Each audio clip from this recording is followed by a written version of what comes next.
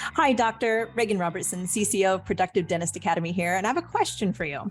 Are you finding it hard to get your team aligned to your vision, but you know you deserve growth just like everybody else?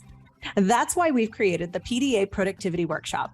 For nearly 20 years, PDA workshops have helped dentists just like you align their teams, get control of scheduling, and create productive practices that they love walking into every day. Just imagine how you will feel when you know your schedule is productive, your systems are humming, and your team is aligned to your vision. It's simple, but it's not necessarily easy. We can help. Visit productivedentist.com/workshop. That's productivedentist.com/workshop to secure your seats now. I had a partner early on in my career, and we hung out together some, but we really were doing different things. We really had never sat down and discussed the future of the practice and where we wanted the practice to end up.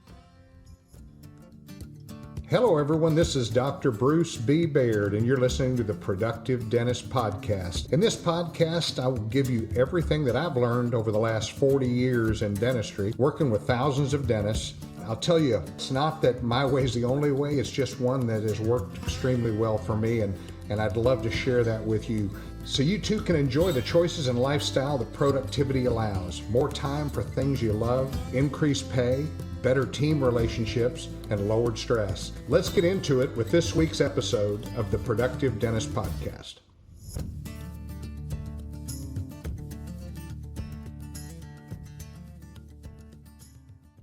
Hi, this is Dr. Bruce Baird with the Productive Dentist Podcast. And today, I hear this conversation all the time that, dealing with partnerships or dealing with associates and how difficult it is. And, I've got some personal experience there. I think I had 9 or 10 associates over the years. And I don't think I was following the advice I'm going to give you today early on in my career, but I began to learn, sometime probably 15 years in after associates would come and go, that there's got to be a reason that people come and go, or that they, for instance, one associate came in, ran copies of records, took 8 employees and left and opened up a practice on Monday. And this happened to have been a friend of mine who was working with me.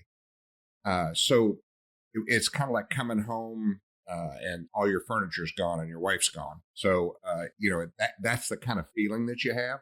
But I hear these rumblings and these complaints about associates and about partners. And I've never actually been an associate, so I can't address it from that side, but I can only feel how important it is. It's like a relationship. It's really like a marriage. How well you communicate with your spouse. We're talking. We go to dinner. We do things together. Later on in my career, at first I would say, okay, this is the way it's going to be. It's my office. This is the way it's going to be. And then as I saw the back door wide open with people coming in, staying for a year and a half, 2 years, and then leaving. And I never cared if they went down the street. That was not my concern. I just wanted to find somebody who was going to be around, that could learn the systems that we had. And how much time does it take to retrain? Well, unfortunately, most of us don't train our associates or our partners, working with our partners. I say train a partner. I'm talking about referring back and forth between partners, having lunch once a week where we're communicating about things all about dentistry, but also things about family, because this is, it's an agreed upon course of action between two parties. So we talk about relationships, and it can be, it can be frustrating, with associates because they're not doing it the way you do it. But you have to remember, you may have been doing it for 15 or 20 or 25 years. and they may be early out of school, or it may be somebody that's towards the end of their career. And those require different skills to be able to work with them. And if it's a young dentist, first of all, I love having young dentists come in the office as an associate.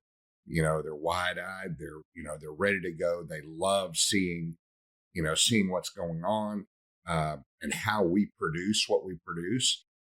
But I wouldn't really share with them how I do it. I would just say, okay, keep an eye on it. Here, you do the fillings, and you do this, and you do that.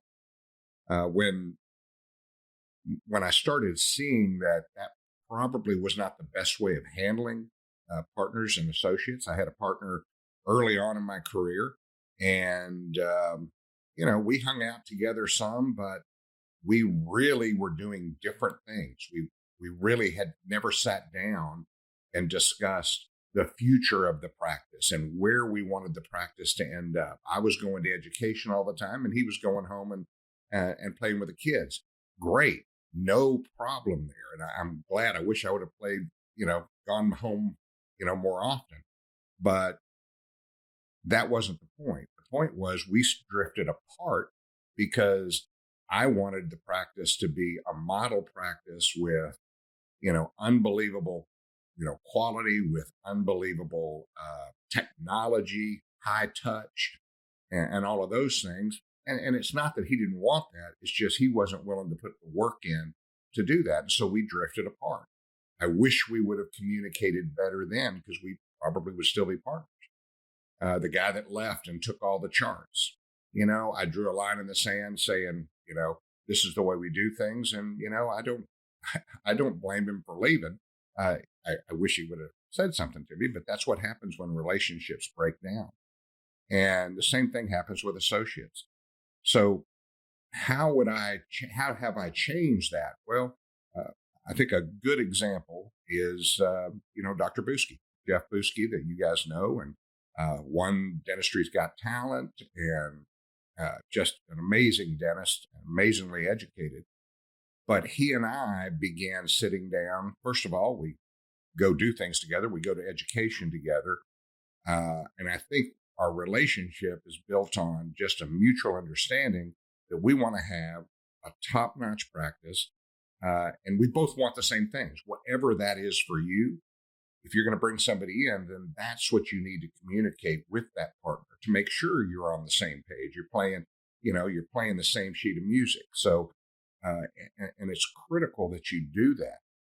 Sitting down once a week, once a month, whatever it is, go to lunch, spend time with family, understanding, their family situations, just doing things together. You don't have to spend every waking hour like you do at home with your spouse, but you want to know their family. You want to know about them. You want to have an open door of communication for your associate when they have a problem. You want to anticipate those issues. How's it going? Asking them those questions, just like I would ask Cynthia, my wife. I'd say, honey, how's it going today? What do you have going on? Oh, cool. And having an actual interest in what that person's doing. And I think what we tend to do is we come to work, we do our work, and we leave. And I hired you as an associate, go do some work.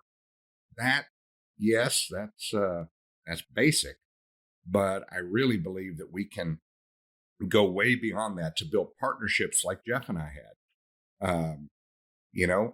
It was something where we really focused, once a month on the business. We had our monthly meeting, and we would meet before and after that, which would be a couple of hours with the team. We have to take time to do those things. And then we would spend 1 or 2 days towards the end of the year planning on what we wanted for the next year. You notice I didn't say planning what I wanted, but planning what we want. And, when you're focused on team, and you're focused on leadership, and you're focused on really ultimately the patient, what's best. And by sharing that back and forth, Jeff and I were able to come to an understanding, and always throwing questions out. What do you think about this? What do you think about that? Jeff asked that question that started, Compassionate Finance 12 years ago. He said, can we finance people if we on for ortho, if we got 2,000 down, and it just opened my mind. And I probably wouldn't ever thought about that if Jeff hadn't brought it up. And so that communication back and forth and that understanding and that true like, I really like Jeff. I like the guys that I work with. I really like them a lot. But sometimes, you have to have crucial conversation. And those crucial conversations are extremely difficult to have if you're not in relationship, if you're not communicating well back and forth. I'll give you an example. If you've got a partner that you guys never talk or anything, but you have to make a decision about something. For instance, quality of care. You're seeing your partner, they're not going to education, they're not doing the dentistry that you want. You have to have that crucial conversation if you're in a partnership, because that's where you say, okay, I'm really focusing, on the quality and stuff. How are you looking at that? How are you thinking about that? You try to cement each other into a direction, saying, okay, this is the direction we want to take the practice, or that's where a partnership can break down. And maybe it is important to break down. You're not communicating. One has a totally different idea or a different thought for the practice, and it's not congruent with your thoughts. So I think from the get-go, you constantly are meeting, constantly are talking about the future, talking about present-day patients, sharing cases that you're doing. I just wanted to share with you this case that we're doing on this implant case. And with Jeff had so much knowledge, and he was so good, he wasn't real productive. And I've talked about this in the past. He wasn't looking at his trackers on a daily basis. He wasn't doing the things that it took to be productive. He was just learning the dental part of it. And, it was a crucial conversation when I said, Jeff, it's time for you to start doing the dentistry. And it's time for you to start training your team. And it's time for you to start doing these things. And because we had a great relationship, he would say, oh, yeah, I know I need to do it. I said, well, we really do need to do it. And I'm going to suggest it. And I'm going to kind of stay on you about it. Okay, buddy? Yeah, I want you to. It's kind of like your kids, and so I want them to know that I'm interested in them, that I care about them. And ultimately, I care about all the patients that come through our practice. So whether it's an associate, whether it's your partner, whether it's a group of partners, you have to communicate as if it's a marriage and do the little things, take all the families together to go do something, or, just the things that are going to cement the relationship. And again, like the movies might be dinner, might just be going shopping somewhere, and maybe all of us going to a continuing education program somewhere and spending time together and formulating new ideas and new thoughts for the business. Jeff and I did that over and over and over again over the years. So anyway, hopefully this was interesting for you. I'm going to be back around next week, and I look forward to sharing with you some more of my thoughts and ideas. And if you like the Productive Dentist Podcast, please subscribe to it and please tell a friend. So thanks. I look forward to next week. Thank you for joining me for this episode of the Productive Dentist Podcast. If you found this episode helpful, make sure you subscribe. Pass it along to a friend. Give us a like on iTunes and Spotify, or drop me an email at podcast@productivedentist.com. Don't forget to check out other podcasts from the Productive Dentist Academy at productivedentistpodcast.com. Join me again next week for another episode of the Productive Dentist Podcast.